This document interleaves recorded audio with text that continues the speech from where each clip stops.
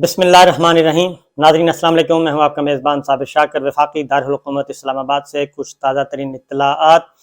اس وقت سابق وزیر اعظم عمران خان پہ جو قاتلانہ حملہ ہوا ہے وہ ایک معمہ بنا ہوا ہے۔ سابق وزیر اعظم عمران خان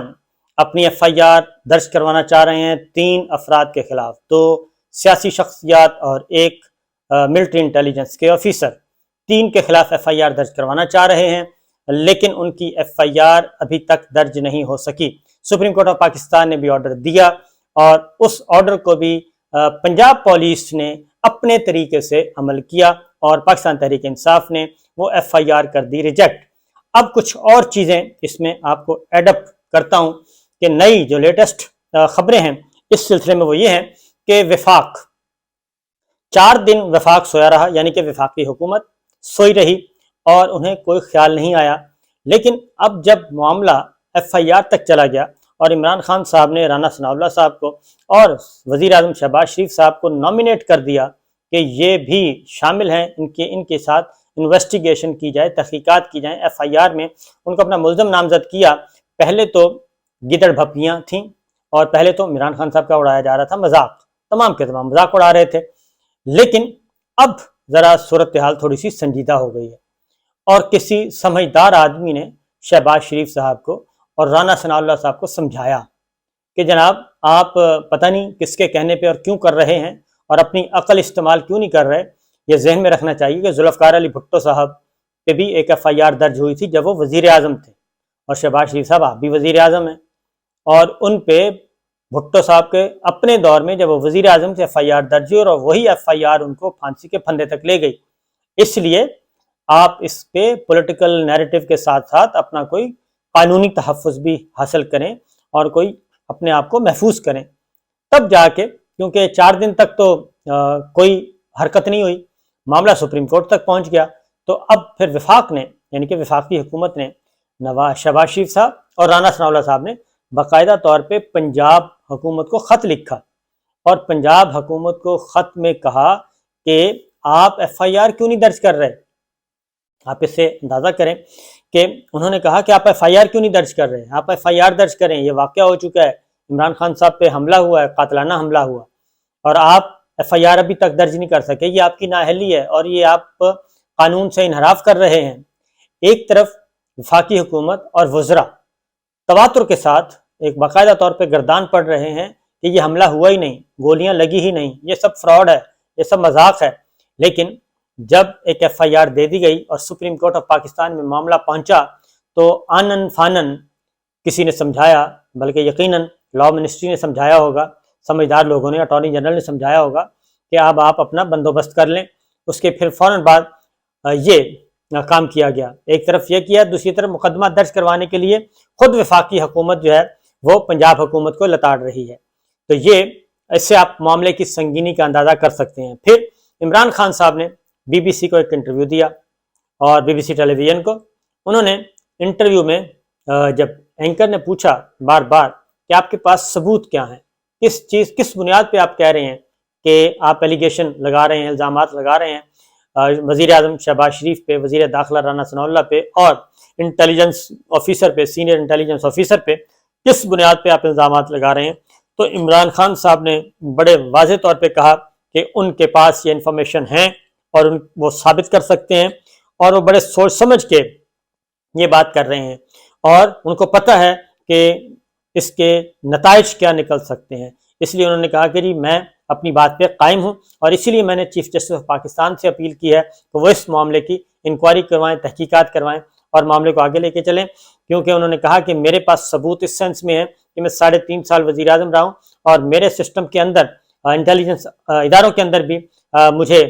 بتانے والے موجود ہیں۔ یہ سارا پلاٹ جو ہے وہ 2 مہینے پہلے تیار ہوا تھا، اور پھر انہوں نے ہمارے ایک دوست جرنلسٹ کا بھی نام لیا جنہوں نے وہ واٹس ایپ کیا تھا، اور جس طریقے سے پھر وائرل ہوئی، پھر پاکستان ٹیلی ویژن میں پریس کانفرنس ہوئی، ان ساری چیزوں کا حوالہ دیا عمران خان صاحب نے، اور انہوں نے پھر عمران خان صاحب نے first time B B C کو یہ بتایا کہ ان کی ایک ٹانگ پہ 3 گولیاں اور دوسری ٹانگ بھی زخمیاں، اس کے جو پیسز ہیں وہ دوسری ٹانگ میں لگے ہیں، اور ان کی ریکوری ہوگی 4 سے 6 ہفتوں میں۔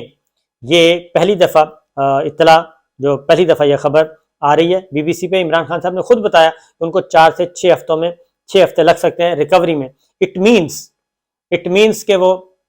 راول پنڈی میں بھی جو ہے جو لانگ مارچ ڈیلے ہوا ہے اور لانگ مارچ پنڈی میں تک پہنچنے میں شاید وہ چل کر تو نہ جا سکیں, ہو سکتا ہے کہ وہ ویل چیئر پہ چلے جائیں. وہ جس طریقے سے بھی جائیں گے وہ جانا چاہتے ہیں, کیونکہ پنڈی میں اگر دھرنا ہوتا ہے اور یہ لانگ مارچ پنڈی پہنچے گا تو وہ پنڈی میں تقریر کرنا چاہتے ہیں لائیو. تو اس دوران کتنا کچھ ہو چکا ہوگا یا کیا کچھ ہوگا یہ میں آپ کو بتا دوں. کہ ایک اور خبر بھی آپ سے شیئر کرتا ہوں کہ یہ ساری چیزیں چل رہی ہیں اور دوسری جانب مذاکرات بھی چل رہے ہیں, اور مذاکرات میں کوشش کی جا رہی ہے کہ اس کی نوبت نہ آئے اور اس سے پہلے جو ہے آپس میں بیٹھ کے معاملات طے کریں. اس کی ریزن ہے کہ اطلاعات یہ ہیں کہ ملٹری لیڈرشپ نے کا ایوان صدر یعنی کہ صدر مملکت سے رابطہ ہوا اور اس رابطے کے نتیجے میں یہ کنوے کیا گیا ہے, اور یہ دونوں کو کیا گیا ہے, political parties, political leadership, opposition, حکومت, دونوں کو, کہ آپس میں بیٹھ کے الیکشن کی تاریخ فائنل کر لیں. اور اگر الیکشن کی تاریخ آپ فائنل نہیں کر پاتے اور اگر کوئی حالات بے قابو ہوتے ہیں اور لا اینڈ آرڈر کا مسئلہ ہوتا ہے, پاکستان میں کوئی امن و امان اور یہ کشیدگی, سیاسی کشیدگی بڑھتی ہے, جلد سے جلوس, دھرنا, اس کو خونی ہونے نہیں دیا جائے گا, بلکہ پھر ہو سکتا ہے کہ فوج خود انٹروین کرے, اور فوج نے اگر انٹروین کیا تو پھر سب کی چھٹی ہے. لہٰذا بہتر ہے کہ پولیٹیکل پلیئر آپس میں بیٹھ کے معاملات سیٹ کر لیں, اور اس کے علاوہ کچھ نہیں. اب دیکھتے ہیں کہ اس پہ کیا ہوتا ہے, کیونکہ کشیدگی میں کوئی کمی نہیں آ رہی. عمران خان صاحب کی ایف آئی آر درج نہیں ہوئی, اس سے مزید حالات کشیدہ ہو گئے ہیں. عمران خان صاحب کی ایف آئی آر اور وہ انہوں نے ریجیکٹ کر دی, اور ریجیکٹ کرنے کے بعد وہ بضد ہیں, اس بات پہ قائم ہے کہ جناب جو کچھ وہ کہہ رہے ہیں وہ درست ہے اور اسی طرح ہی ہے. پھر انہوں نے بی بی سی پہ انٹرویو میں انہوں نے یہ بھی بتایا, انہوں نے کہا یہ ایلیگیشنز قاتلانہ حملہ, انہوں نے کہا کہ شہید ارشد شریف جو پاکستان کے نمبر 1 انویسٹیگیٹو جرنلسٹ تھے ان کو کینیا میں مار دیا گیا, اور وہ یو اے ای چلے گئے, یو اے ای سے بھی ان کو نکالا گیا, فورس کیا گیا, اور اس کے بعد وہ کینیا چلے گئے, کینیا میں ان کو مار دیا گیا. ان کے جو chief of staff doctor Shahbaz Gill, ان کے ساتھ جو کچھ ہوا, پھر اعظم سواتی سینیٹر جو ہے سینئر موسٹ, ان کے ساتھ جو کچھ ہوا, اس کا بھی ذکر کیا عمران خان صاحب نے بی بی سی کو, اور انہوں نے بتایا کہ یہ بیک گراؤنڈ ہے جس کی بنیاد پہ وہ کہہ رہے ہیں کہ یہ حالات اتنے اچھے نہیں ہیں. بہرحال دیکھنا یہ ہے کہ آگے جا کے ہوتا کیا ہے. اب ایک اور خبر بھی آپ سے شیئر کر لوں کہ عمران خان صاحب نے خط لکھا ہے صدر مملکت ڈاکٹر عارف علوی صاحب کو, اور اس خط میں انہوں نے کہا ہے کہ آپ چونکہ سپریم کمانڈر ہیں مسلح افواج کے, چاروں مسلح افواج کے آپ سپریم کمانڈر ہیں, اور آپ بھی اپنا کردار ادا کریں. انہوں نے واضح طور پہ کہا, D G I S P R پہ بہت زیادہ الزامات انہوں نے عائد کیے, اور انہوں نے کہا کہ آئی ایس پی آر کے اندر ریفارمز ہونی چاہیے. کس طریقے سے D G I S P R نے اور ڈی جی آئی نے جو ایک بند کمرے کی ملاقاتیں ہیں پرائم منسٹر کی اور آرمی چیف کی, وہ کیسے ڈسکلوز ہو گئیں, اور اس وقت سیکورٹی کو شدید ترین خطرات لاحق ہیں. اور انہوں نے یہ بھی کہا آئی ایس پی آر کے بارے میں کہ آئی ایس پی آر کے اندر